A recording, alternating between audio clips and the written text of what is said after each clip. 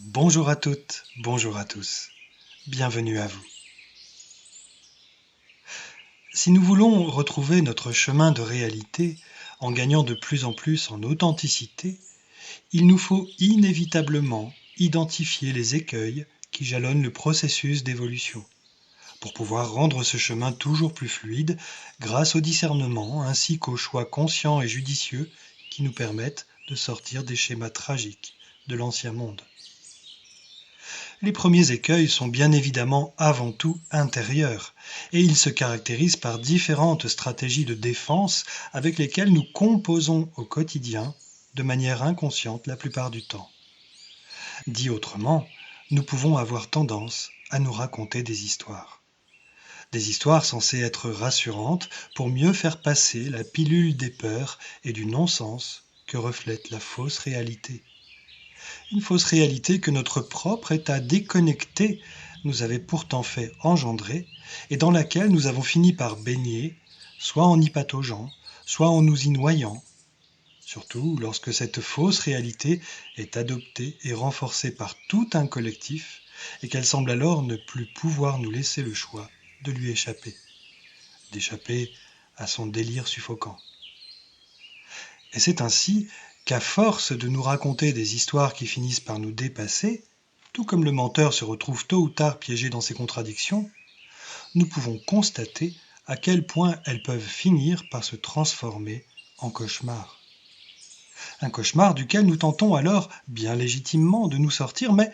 en nous racontant des histoires de plus en plus déconnectées de la réalité. C'est précisément comme cela que nous nous maintenons de manière puérile dans une logique d'espérance dont certains, érigés en sauveurs providentiels, profitent allègrement en nous faisant invariablement miroiter des lendemains meilleurs, à condition qu'on leur cède notre si précieuse souveraineté pour qu'ils puissent nous garantir davantage de sécurité et de paix, c'est-à-dire davantage de répression, de soumission et d'angoisse. De cela, nous sommes les premiers responsables, puisque nous nous sommes nous-mêmes bercés de douces illusions, en voulant naïvement croire que ces belles histoires rassurantes, portées par des figures parentales sacralisées et forcément bienveillantes, seraient le bouclier idéalement imparable à nos problématiques existentielles angoissées. Soit dit en passant, la technologie fait également partie, pour certains, des sauveurs espérés et dont le pouvoir que nous pouvons lui concéder, non sans une certaine fascination, peut tout aussi bien amener au même résultat désastreux. Quoi qu'il en soit, l'heure est plus que jamais venue de constater à quel point ce type de création calculatrice pouvait être profondément injuste et préjudiciable. Fort heureusement, une seconde chance nous est accordée, puisque le fait est que plus on se reconnecte à son état originel ainsi qu'à sa parfaite authenticité, plus le cauchemar se dissipe autour de soi. C'est implacablement énergétique parce qu'inscrit dans une logique de compatibilité vibratoire. Et alors, plutôt que de chercher à faire la morale au monde entier en lui ordonnant de se comporter de telle ou telle manière, sous peine de sanctions plus ou moins lourdes et excluantes, il conviendrait bien plus simplement d'expliquer et de démontrer quelles sortes de conséquences peuvent résulter de chaque type de connexion, selon la loi de causalité, pour que chacun de lui-même et par effet d'attirance vers une expérience véritablement épanouissante, et qui plus est accessible à tous, puisse faire le choix de la véritable connexion retrouvée, sans aucune contrainte autre que celle de s'employer à se maintenir dans le juste et harmonieux courant de l'unité paisible et enjouée de la vie. Si la fausse réalité, dont nous avons tendance à devenir les sujets et les obligés, est si continuellement stressante, gardons à l'esprit que c'est parce qu'elle est le reflet de notre stress intérieur. Un stress chronique plus ou moins flagrant, résultant uniquement de la déconnexion de notre état d'être véritable. Notre état d'être originel, lui, ne connaît aucun stress, puisqu'il est amour pur et harmonie. C'est la raison pour laquelle, si nous voulons sortir d'un état continuellement perturbé, en permanence sur la défensive, défensive qui engendre elle-même, et c'est là le comble, son propre jeu malsain, sa propre tragédie, son propre enfer. Il n'est pas d'autre chemin que celui qui consiste à chercher sans relâche à rétablir la véritable connexion, non à Dieu sait qui à l'extérieur de soi-même, mais bien à son propre état divin et absolument radieux. Si vous êtes, vous aussi, particulièrement sensible au sort des enfants et que vous souhaitez par-dessus tout leur épargner d'avoir à vivre l'enfer quel qu'il soit sur la terre, et parce qu'ils incarnent inévitablement le si précieux devenir de l'humanité,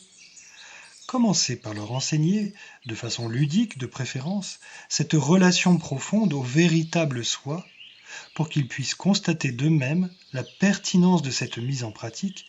et qu'elle leur redevienne ainsi évidente et naturelle, et finalement la seule, parce que la seule véritablement valable. Ne cherchons plus à donner des armes à nos enfants, en espérant qu'ils puissent mieux affronter la vie et leurs congénères, devenus des rivaux selon de fausses croyances largement entretenues. Ne cherchons pas non plus à les rassurer, en continuant de leur raconter, avec d'indéniables bonnes intentions, des histoires illusoires remplies seulement d'espérance. Admettons que jusque-là, au fil de l'histoire de l'humanité, nous nous sommes contentés de nous transmettre les clés de la boutique, de génération en génération, en espérant que les prochains pourraient enfin trouver par eux-mêmes les moyens pertinents pour la gérer correctement. Des moyens à côté desquels on aurait pu passer encore bien longtemps, en se disant que les responsables, les experts et les spécialistes, en qui nous nous en étions remis benoîtement, feraient le travail à notre place. En réalité, notre responsabilité est de montrer aux arrivants le chemin de la réalisation, un chemin duquel ne peut résulter qu'une création véritablement merveilleuse. Et pour cela, il est de notre responsabilité d'incarner nous-mêmes les premiers ce savoir-faire, cette maîtrise retrouvée, non seulement pour pouvoir être crédibles à leurs yeux et donc véritablement persuasifs, mais surtout pour donner envie à tous de nous emboîter le pas.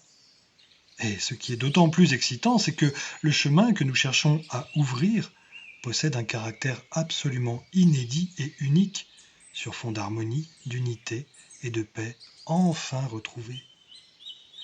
C'est nous tous qui avons et le pouvoir et la responsabilité de l'élaborer, d'abord individuellement, à notre manière, selon nos inspirations, selon nos propositions.